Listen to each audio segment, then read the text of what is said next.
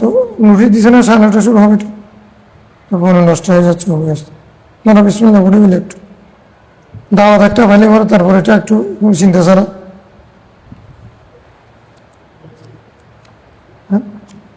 বিসমিল্লাহ। আস্তাগফিরুল্লাহ রাব্বি মিন কুল্লি যামবিন ওয়া আতুবু ইলাইহি লা হাওলা ওয়া লা কুওয়াতা ইল্লা বিল্লাহ।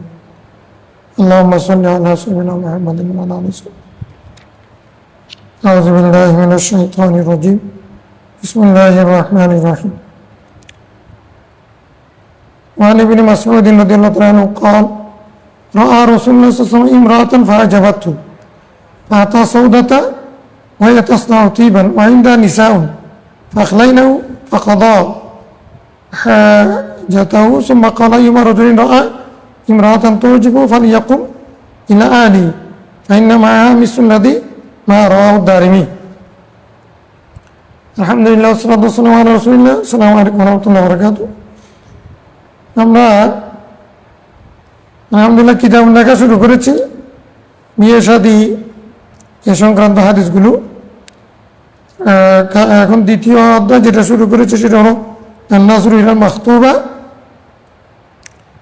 বিয়ের জন্য যে মেয়েকে প্রস্তাব দেওয়া হয়েছে তাকে দেখা শরীরের দৃষ্টিতে কীরকম, রাসূল সাল্লাল্লাহু আলাইহি ওয়াসাল্লাম এই বিষয়ে কী বলেছে সে হাদিসগুলো আমরা পড়ছিলাম। আজকে সে সম্পর্কিত হাদিসগুলো 3108 নম্বর হাদিস থেকে পড়ব। প্রথম হাদিস সাইয়েদনা আব্দুল্লাহ বিন মাসউদ রাদিয়াল্লাহু আনহু থেকে বর্ণিত। তিনি বলেন রাসূল সাল্লাল্লাহু আলাইহি ওয়াসাল্লাম এক মেয়েকে দেখলেন, ফাআজাবাতহু, সেটা তাকে আনন্দিত করলো, মানে এটা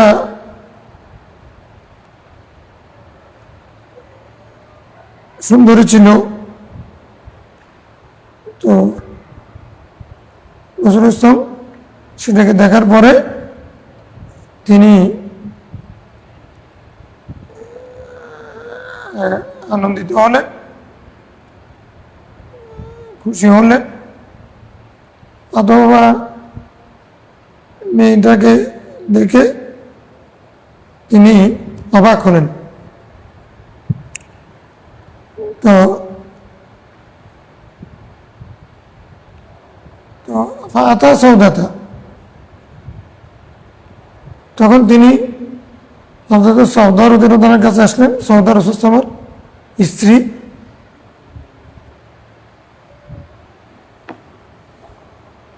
তখন ওয়া তাসনাউ তিবান, তিনি তখন আতর তৈরি করছিলেন, আতর বানাচ্ছিলেন, মানে আতর তৈরি করা। তাহলে উম্মাহাতুল মুমিনিনরাও খাস করে ভাত খাইতেন, আতর তৈরি করতেন। তো মাইন্দা নিসাউন, হযরত সৌদার সেখানে অন্যান্য বিবিরাও ছিলেন। তো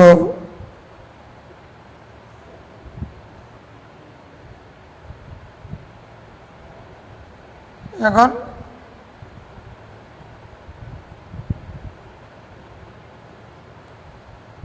তারা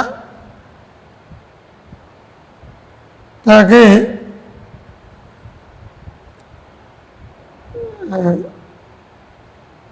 একা করে দিলেন, মানে তার থেকে তারা সরে গেলেন, দূরে সরে গেলেন।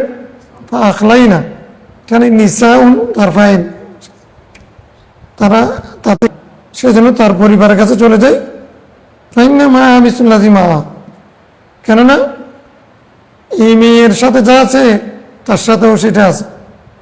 মানে রাসূল ইসলাম ভাষাটাকে অনেক প্রজ্ঞাপূর্ণভাবে বালাগাতের সাথে কথাটা বলেন, মানে অন্য কোনো ভাষার এর সাথে যা তার সাথেও তা। অর্থাৎ মূল কথা হচ্ছে রাসূল ইসলাম আমাদের জীবনের জন্য যেহেতু গাইড হিসেবে আসছে, উনি বলছেন পথে ঘাটে চলার পথে এরকম প্রথম দৃষ্টি মেয়েদের প্রতি পড়বে। প্রথম দৃষ্টিতে যদি কাউকে দেখা গেলে বা একটা বড় মেয়ে একটা দেখে অবাক করেছে, সেটা চলে যাবে, এটা হলো ওষুধ, তার চিকিৎসা। এখানে প্রশ্ন থেকে যাবে দুইটা। একটা প্রশ্ন হচ্ছে, এটা কি আয়াত হাদিসটা কি হিজাবের আইন নাযিল হওয়ার আগে নাকি পরে? যদি হিজাবের আয়াত নাযিল হওয়ার পরে হয়, তাহলে কোনো মেয়েকে রাসূল সাল্লাল্লাহু আলাইহি ওয়াসাল্লাম যে দেখছেন, তার মানে তার মুখটা খোলা ছিল।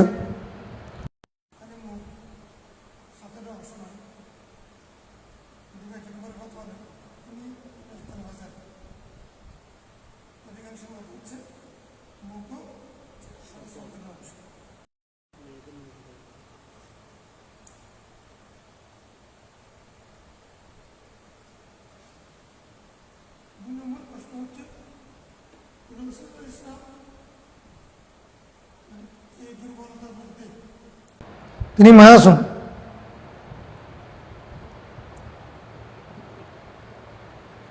মানুষের সৌন্দর্য,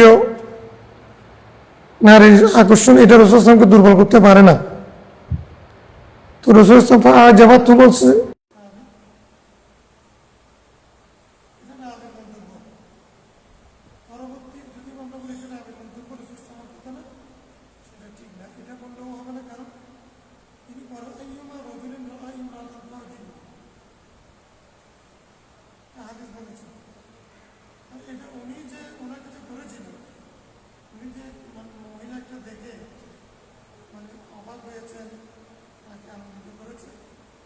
ওনার মুখ দিয়ে স্বীকৃতি হাদিস দ্বারা পাওয়া যাচ্ছে না, সাহাবীর কথা, এটা মওকুফ।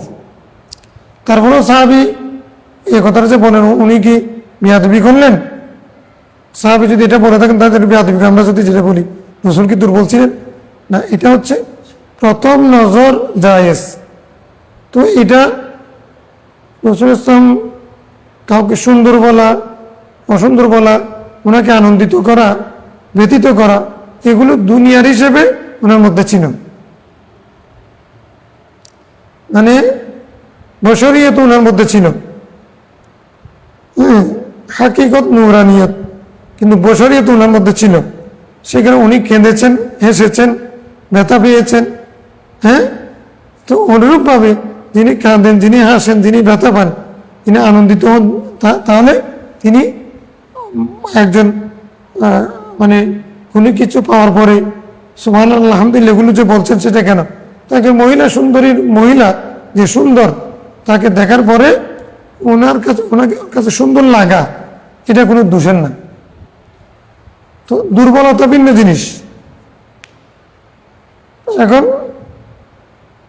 কিন্তু এখানে মূল বিষয় হচ্ছে রাসূল ইসলামের এটা ঘটা, এটা বাস্তবে ওনার স্ত্রীর কাছে চলে যাওয়া।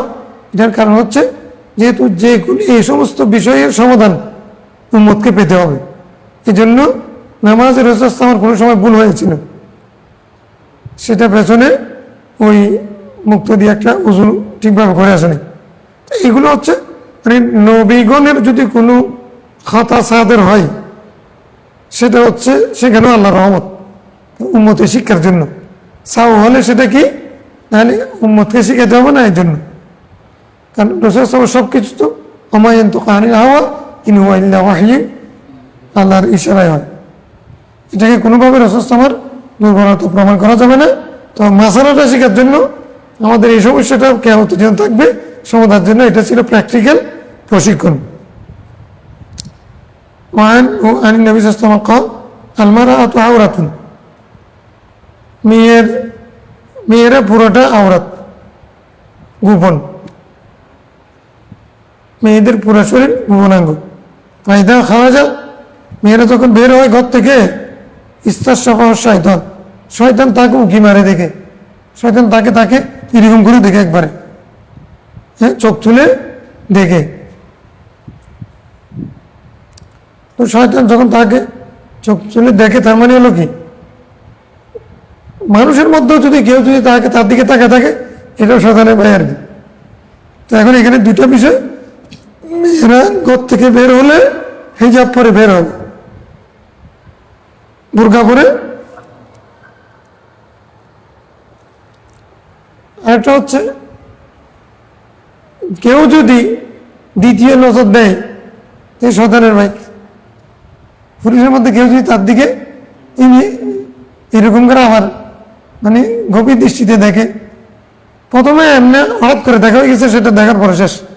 এরপর আবার গভীরভাবে দেখা মানে মানে চোখ তুলে দেখা, এটা যদি দেখে তাহলে এটা গুনাহ লেখা হবে, এটা শয়তানের ভাই হয়ে যাবে, শয়তানের কাজ করিও না। তিরমিজি মান বুরাইদা قال قال رسول الله لعلي يعني لا تتبع النظرة النظرة لا تتبع النظرة النظرة فإن لك الأولى وليس لك الآخرة। হাদিস আরেকটু লম্বা আছে, এখানে সঙ্গে ফেলছে। আলী রাদিয়াল্লাহু আনহু একবার জিজ্ঞাসা করেছিলেন, আমি যদি মহিলার দিকে তাকাই, আমার প্রথম দৃষ্টি যদি যাই, সেটা কি মুআখাযা হবে, গুনাহ হবে? রাসূল সাল্লাল্লাহু আলাইহি ওয়াসাল্লাম বলছেন, তুমি প্রথমবার দেখে ফেলছো, খালাস, এই নজর গুনাহ হবে না। কিন্তু এই লা তুদবিরুন নজরাত নজরাত, দ্বিতীয়বার আবার দেখিও না। একবার দেখেছো, সেটা আরেকবার অনুসরণ করে না, রিপিট করিও না। নজরাত নজরাত মানে দর্শনকে রিপিট করিও না, দ্বিতীয়বার দর্শন করিও না।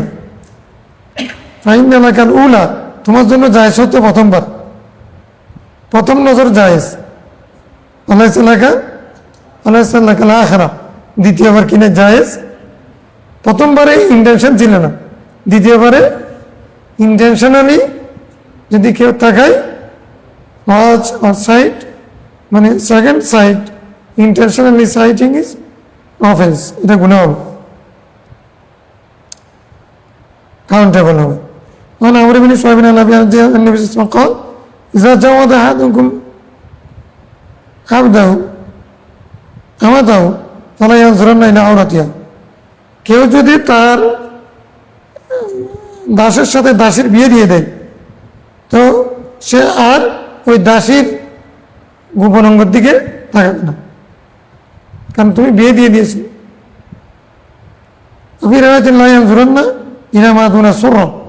নাভির নিচের অংশে সে হাত তাকাবে না, অফকার রুকবা মানে হাঁটুর উপরে, হাঁটুর উপরে নাভির নিচে হাত তাকাবে না। দাসীর সতর আর স্বাধীনের সতরের মধ্যে বেশ কম আছে। বিয়ে দিয়ে দিয়েছ, এমনি দাসীর সাথে তো মুবাশারাত অতি জায়েজ, কারণ তুমি যখন বিয়ে দিয়ে দিয়েছো তাহলে তার স্বামী আছে, এখন তোমার জন্য আর জায়েজ না, তুমি ওইদিকে তাকাবো না। জারাহাত আল্লাহ নবী সাল্লাল্লাহু আলাইহি ওয়াসাল্লাম কল আমা আলিমতা আন্নাল ফাখিযা আওরাতুন, তুমি কি জানো না রান সতরের অংশ, গোপন অঙ্গের অংশ, যেগুলো ঢাকা রাখতে হবে, ঢেকে রাখতে হবে, সেটার অংশ। তার মানে এটা রানু কিসের অংশ? বুখারী হাদিসের মধ্যে ফাখজুন আওরাতের মধ্যে পড়ে না, হাদিস সহিহ, কিন্তু এটা আমলযোগ্য না। হাদিস সহিহ হলে সবগুলো আমলযোগ্য, হাদিস সহিহ হাদিসের মধ্যে মনসুখ আছে, মাহফুজ আছে, শাজ আছে, এগুলো বুঝতে হবে। সহিহ বিপরীত সহিহ আসলে তখন তুমি দুই সহির উপরে আমল করতে পারবে না, সহিহ হলে দৌড় দিও না।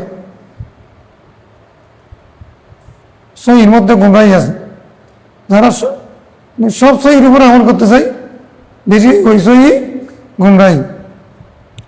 قال লাউ ইয়া আলী লা তুবরিজ ফাখিজাক, তুমি তোমার রান দেখাই না, ওলা তানজুর ইলা ফাখজি হাইয়িন ওলা মাইত, জীবিত মৃত কোনো ব্যক্তির রানের দিকে তুমি দেখাই না, কারণ আল ফাখিজু আওরাত, আল ফাখিজু, ফাখিজ কি? রান কিসের অন্তর্ভুক্ত?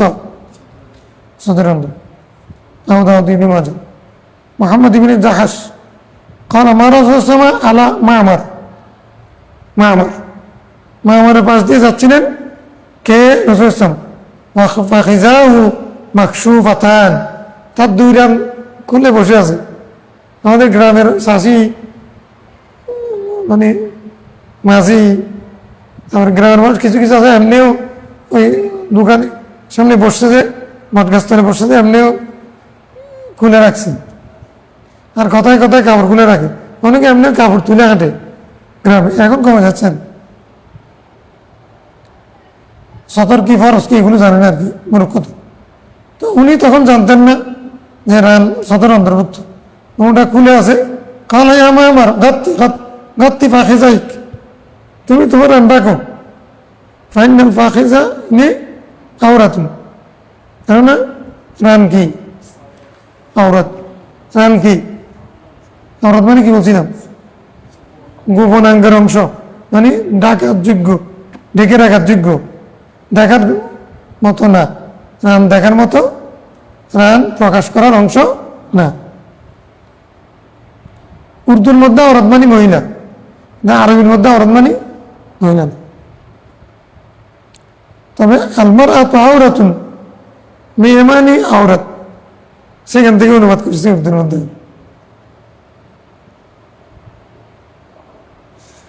মানে বিনা উমর কল কলসম ইয়াকুম আত-তাহরি, তোমরা ল্যাংটা হই না। ফাইন্না মায়াকুম মান লা ইউফারিকুকুম, কিছু কেন না তোমাদের সাথে এমন ব্যক্তিরা আছে যারা তোমাদের সাথে থেকে কোনো সময় নিশ্চিহ্ন হয় না। ইল্লা ইনদাল গায়েত, তবে শুধুমাত্র গায়েত, বাথরুমে ঢুকলে, টয়লেটে গেলে তখন বিচ্ছিন্ন হয়। ওয়াহিনা ইউবদির রাজুলু ইলা আহলি, যখন কোনো একজন ব্যক্তি তার পরিবারের কাছে যায়, মানে তার যৌন কাজ সারার জন্য আর কি, তখন ফেরেশতা তার থেকে সরে যায়।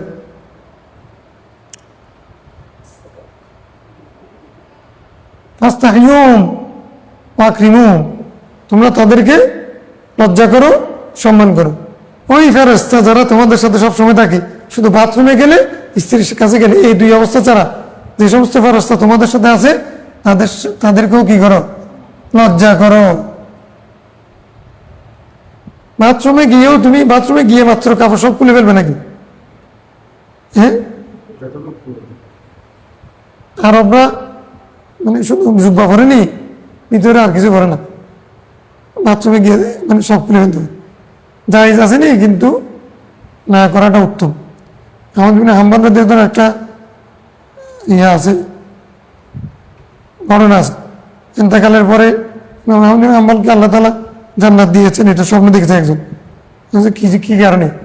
আপনি যে একটা মাযহাব বর্ণনা করেছেন যে বাথরুমেও যতটুকুন প্রয়োজন ততটুকুন তুমি খুলবে, তার চেয়ে বেশি খুলবে না। উলঙ্গ অবস্থায় গোসলখানার ভিতরে উলঙ্গ গোসল করা জায়েজ নেই, এই মাসালা আপনি দিয়েছেন, তো আল্লাহ তাআলা এই কারণে আপনাকে জান্নাত দিয়েছে। কারণ যতটুকুর প্রয়োজন ততটুকুন তুমি, বা গোসল করা, উলঙ্গ অবস্থায় গোসল করা জায়েজ, কিন্তু শয়তান তোমাকে, উলঙ্গ হয়ে গেলে শয়তান তোমাকে চাপিয়ে ধরবে। এই জন্য যদ্দুর প্রয়োজন, গোসল করার সময় কাপড় থাকলে অসুবিধা নেই। আমাদের হাম্বল জায়েজের পক্ষে ফতোয়া দেয়নি, জন্য আল্লাহ ওনাকে কবুল করেছে। ফেরেশতারা টয়লেটে থাকে না, কিন্তু গোসলখানায় থাকে। গোসলখানায়, টয়লেটে না থাকবে না, কিন্তু গোসলখানায়। তাদেরকে সম্মান করা উচিত। এখন মানুষকে সম্মান করেন, এখন প্রকৃতির পোশাক পরে অনেকেই, সুইডেন অনেক রাষ্ট্র আছে না, ওরা সি বিচ টিবিচ যায় যে, ওখানে ওরা প্রকৃতির পোশাক পরে। প্রকৃতির পোশাক কি? আমি যেদিন জন্মগ্রহণ করেছিলাম সেদিন কি যে পোশাকে ছিলাম, সেদিন কি পোশাক ছিল, মানে আগাগোড়া খুলে ফেলে আর কি, অনেকে আগাগোড়া খুলে ফেলে। তো কিছু কিছু দেখা যায়, মানে অনেক অধিকাংশ তো ওই ইংল্যান্ড, ফিংল্যান্ড, সুইডেন, স্পেন, অনেক জায়গা আছে যেখানে ওরা শুধুমাত্র একটা লিংটি পরে, অর্থাৎ জেঙ্গে পরে, আর মেয়েরা শুধু ব্রা পরে। এই দুটো হলো তাদের সতর আর পুরোটা। আর যারা ওই বিভিন্ন অলিম্পিক গেমসে খেলে, দৌড় মেয়েরা খেলে, এরা তো এগুলোই দৌড়তে পারবে না, তো আছে না অনেক, এগুলো অশ্লীলতা এগুলোর কারণে বাড়ছে। ইসলামের জন্য এ বিষয়ে আমেরিকা অনেক উন্নত রাষ্ট্র, আমেরিকা অনেক প্রেসিডেন্টের বিরুদ্ধে মানে যৌন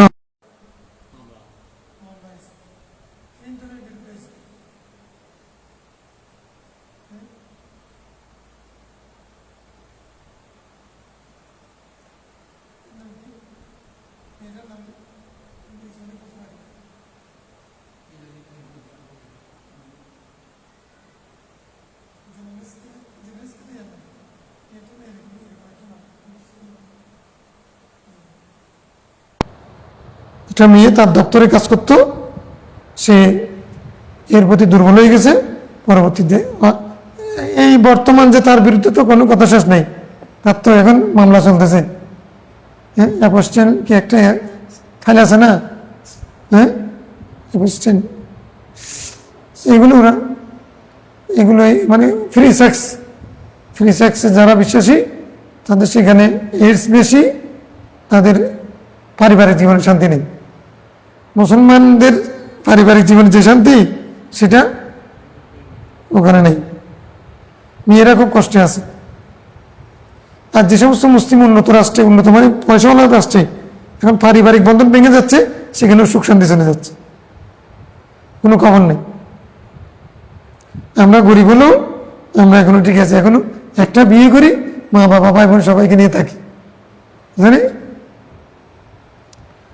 টাকা উন্নত মানে টাকা পাইলে সব সুখ, এটা ঠিক না। দুঃখের ভিতরে সুখ আছে, অনেক দুঃখের ভিতরে কি আছে?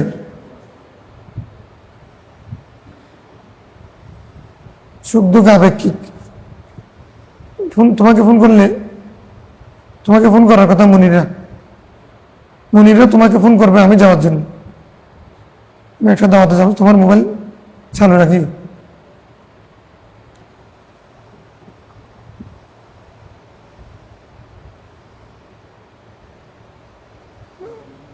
ফোন করছে?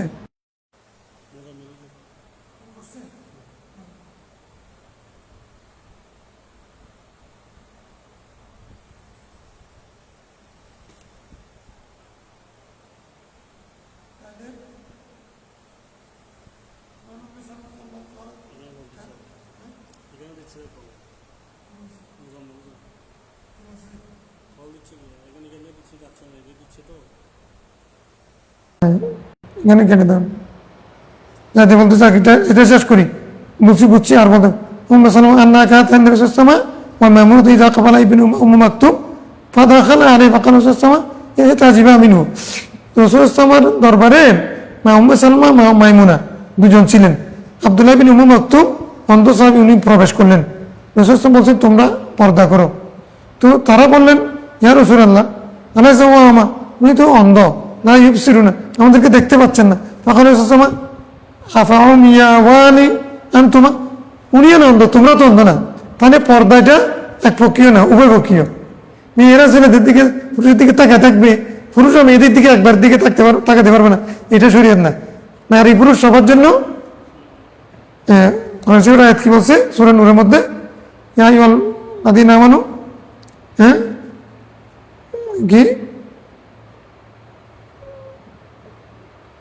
কি বলছে, মানে পুরুষরাও মানে চোখ অবনতি করবে, মেয়েরাও, দুজনের জন্য এটা।